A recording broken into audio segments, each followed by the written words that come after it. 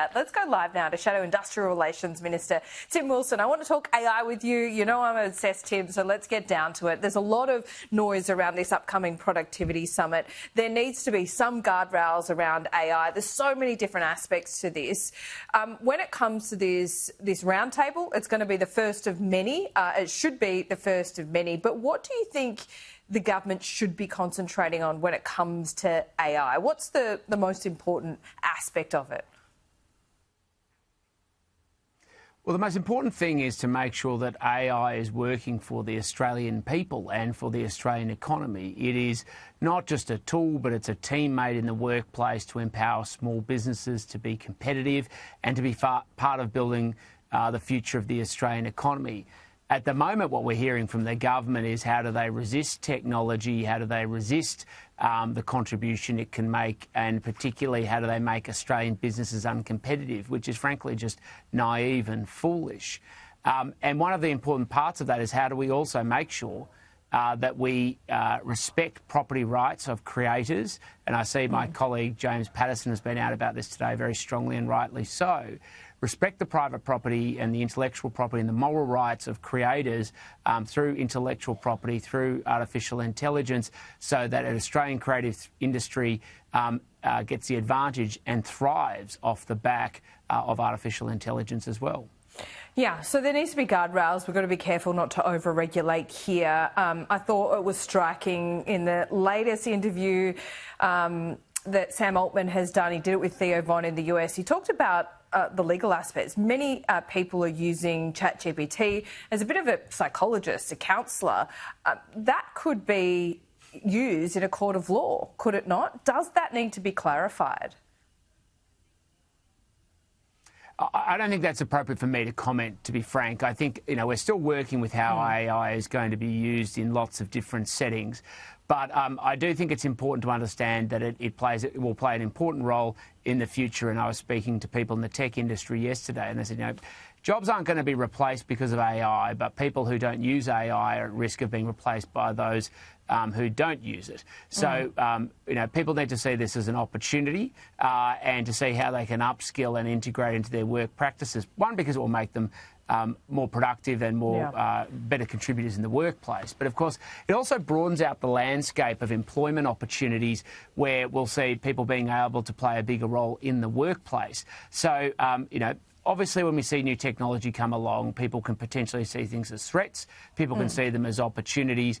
Really, it's people need to be leaning into the opportunity for themselves and upskilling themselves, because I think that as I use it in my daily life on my iPhone, like everybody else, I'm excited as well as cautious about its opportunity. But how do you upskill yourself? And is it naive to think that jobs won't be lost? I mean, if you're talking about some views from at least the boss of Anthropic, he was saying 20% of the current workforce. Yeah, and a lot of those would, reinvent themselves into other jobs that are compatible with AI, but jobs are going to disappear. Well, I think what we're going to see is tasks disappearing, but we're not going to see skills disappearing. Right. So that's why, like with any new technology coming in, it's really important. When we got mobile phones came in, they replaced certain behaviours. They replaced people, obviously, who used to sit on phone exchanges, who moved things between here and there. And but instead, we got this whole new burgeoning area of mobile phone telephony. So there's a whole new industry that developed as a consequence. So we know this is going to be dynamic. How do you skill yourself up? Well, firstly, you actually look at the technology and see its opportunity. You ask it questions, you engage with it in your existing workplace. You can do training and skills, and I think that's going to be one of the important things for government to lean into. So but just can I pick you up mind. on that? Government to lead into skills and the training. This would take in, government working with universities to make sure, quite frankly, that we're offering the right courses for our young people to be prepared for the jobs of the future. I think back to just, 5 years ago, well, there's this massive push to get girls in particular into coding, young people into coding, because that's where all the jobs of the future were going to be. And that's no longer the case, because you can get ChatGPT to code in about 10 seconds. Well, I remember when Kevin Rudd stood on in a classroom and said, holding about a 10-year-old laptop, and said, "This is the toolbox of the 21st century." You can't really trust Labor to understand the future of the economy. Business understands the future of the economy, and in the context of AI, they're figuring it out themselves as they go along. So I think our universities are still struggling to understand what impact it's going to have on them, because I think you're going to see more and more people pursuing short courses where people are going to upskill off them rather than necessarily being dependent on degree programs, which means universities are going to have to adapt. We're not developing university policy and higher education policy here, but it requires an open mind, understanding that if you don't adapt and look at pathways forward, there will be others who will, and they'll become disruptive.